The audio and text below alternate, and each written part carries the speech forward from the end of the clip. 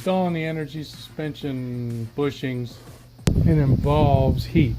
They just won't come out otherwise. I guess you could probably spend a lot of time drilling and scraping, but I noticed I put some heat to it and did a little trick here, and we'll show you. I spent a lot of time heating this up, probably 4 or 5 minutes, getting it really hot. I imagine if you had a better torch it wouldn't take you as long, but after a while the rubber does catch on fire, which I don't think helps anything, but it does catch on fire because of the heat. What I've been doing is doing a little bit of this. Seems to work. And then after I cut one of the edges off, I can get some vice grips on the center, which works if it's really bad, or it'll just pop out. Hoping this one will just pop out.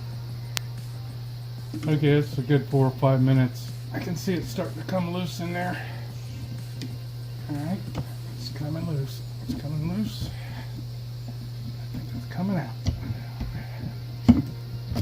There it goes.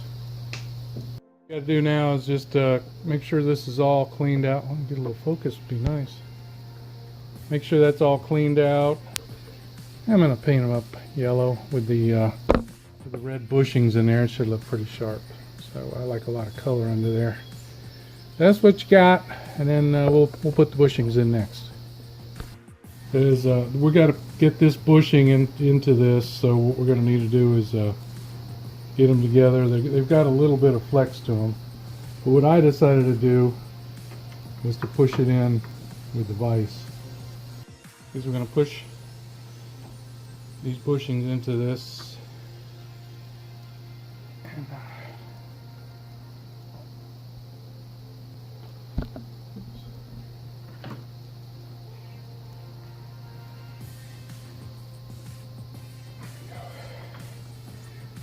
see that? Mm-hmm. There we go. Now you just run it in. And it pops out the other side. So yeah, there you go.